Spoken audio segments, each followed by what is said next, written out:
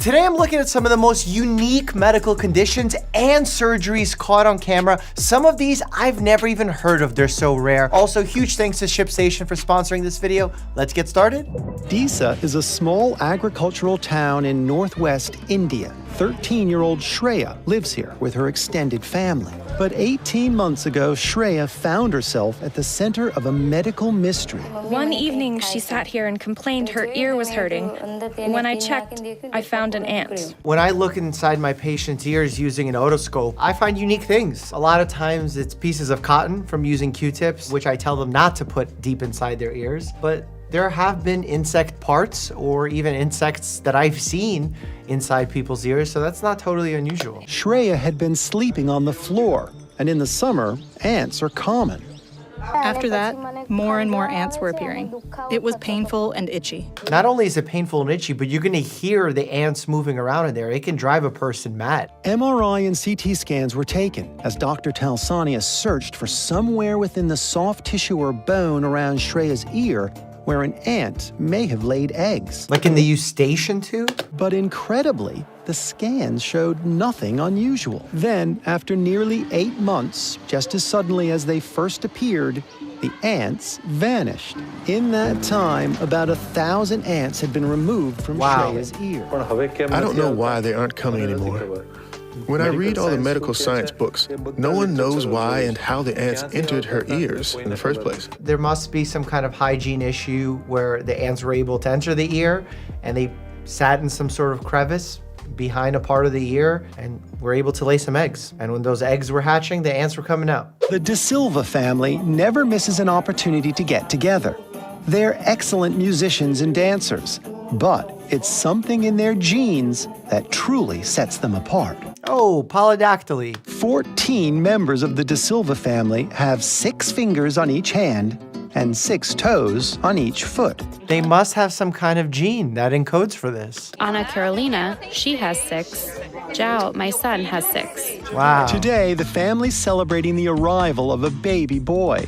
His father, Alessandro, has 6 fingers. It's gotta be some kind of dominant gene because it's being passed on to, it seems like, every member of the family. So it's some kind of autosomal dominant gene. So, like his older brother, he had a 50% chance of inheriting the 6-finger gene. Let's count them. 1, 2, 3, 4, 5, and 6. Wow. My brother is going to have 6 fingers. Gotta love the ultrasound probe. The De Silva family's hands are all fine and functional, and they find 6 fingers can be an asset. The coolest thing about having 6 fingers is being able to hold a lot of things at once. Yeah, I can't imagine that being a major detriment in any way, really. Maybe for things designed for people with 5 fingers, like gloves. Like it might be complicated to find a set of gloves, so you might have to use mittens. Let's take a minute and talk about ShipStation, the leading web-based order management and shipping software. It's designed to make retailers' lives easier by making processing, fulfilling, and shipping e-commerce orders more efficient. It's still early in the year, which means you have time to keep your small business competitive by giving yourself access to the best tools in the industry. I would know, as I sell my own merch, and believe me,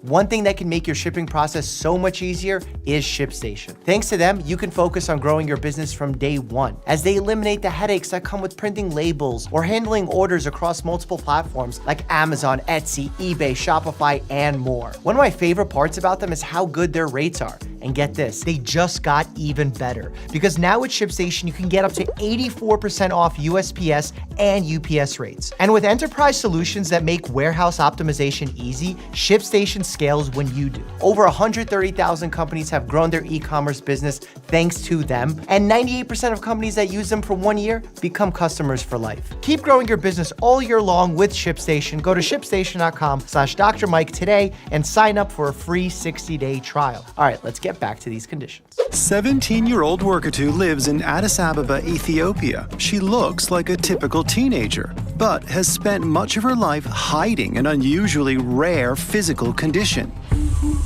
Workatu was born with an extra set of arms and legs. limbs from a parasitic twin that died in her mother's womb. Okay, so when they say parasitic twin, the reason they say it that way, it sounds like there's some kind of illness going on. But what's in reality has happened is you had an underdeveloped or non-fully developed twin happen inside your body or on the outside of your body that didn't have any organs and essentially is surviving off of the energy and lifeblood off the single body. Workatu grew up thinking her body was normal, although her parents insisted she cover herself with long dresses.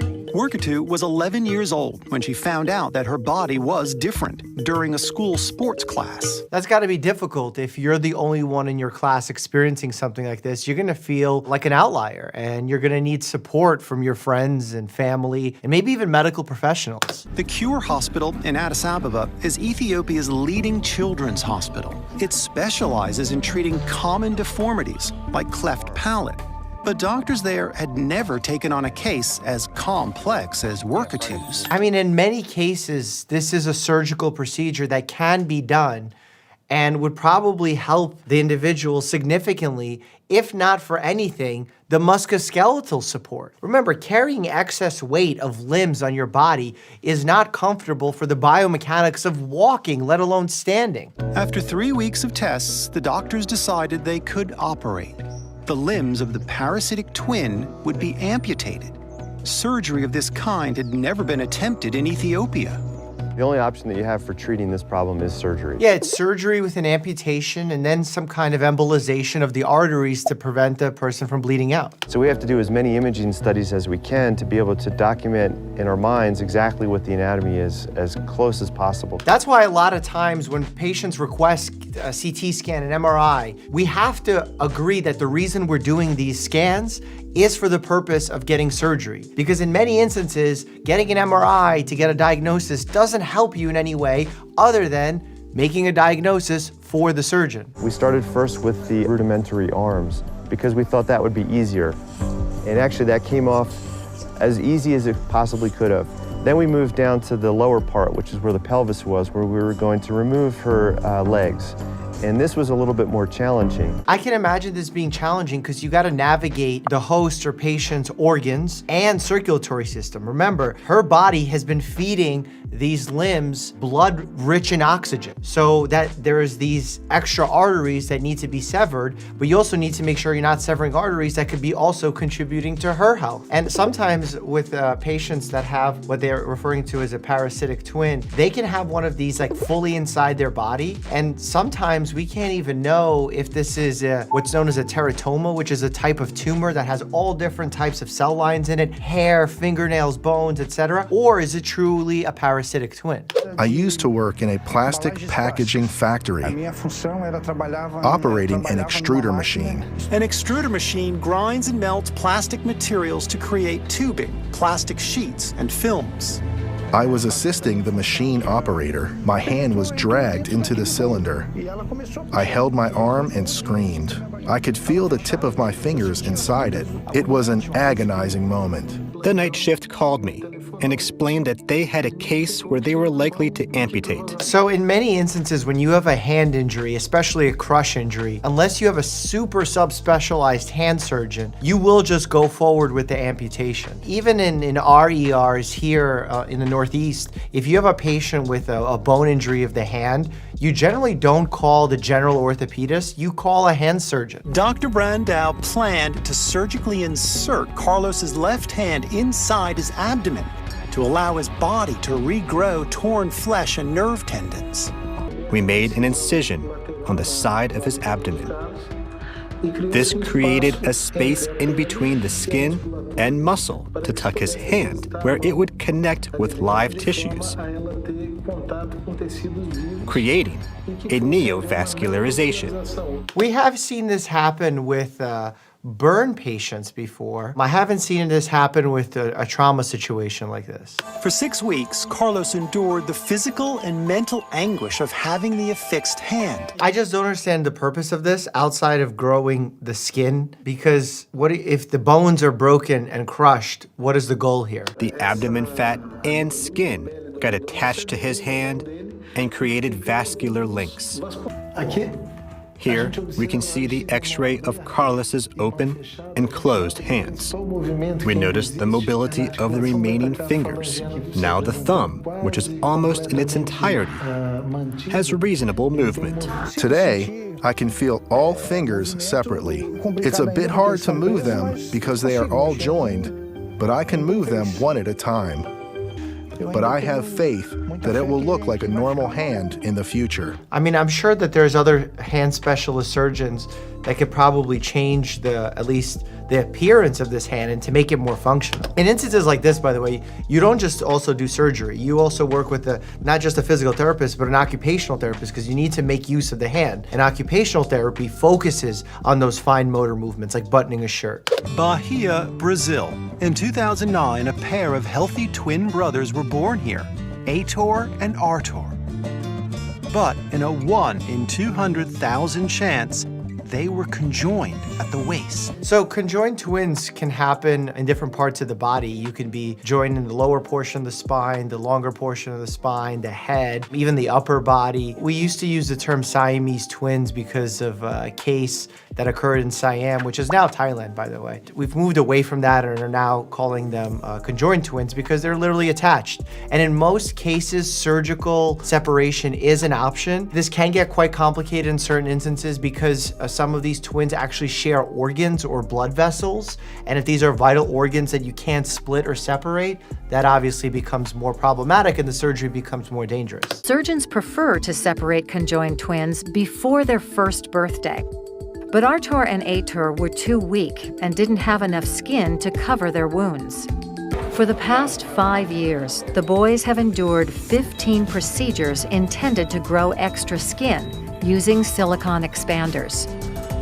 And finally, they've grown enough extra skin for the operation to proceed. In their abdomen, they share one liver, the large and small intestines.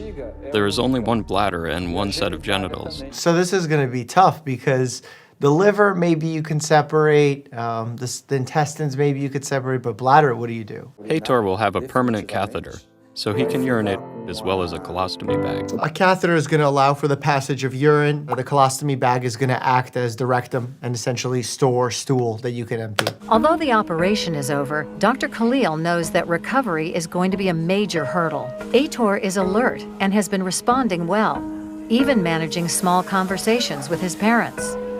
But Artur is weak and is fighting a fever. Sadly, Artur had a very severe inflammatory syndrome. He wasn't responding well to any medication, and he passed away. Which happens in a lot of these cases, unfortunately. 2 years have passed since Heitor and Artur were separated. This skateboard was made by my father. Look, it's just a board, and he covered it in foam. He looks like he's developing well in terms of his muscular structure, his verbal skills. His recovery is surprising.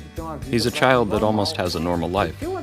He has a physical disability, but it doesn't keep him from anything. So he does have a normal life. Maybe a unique life, but a normal life. Click here for the most unbelievable stories from the ER, and don't forget to visit ShipStation.com/Dr. Mike to begin your 60-day free trial. As always, stay happy and healthy.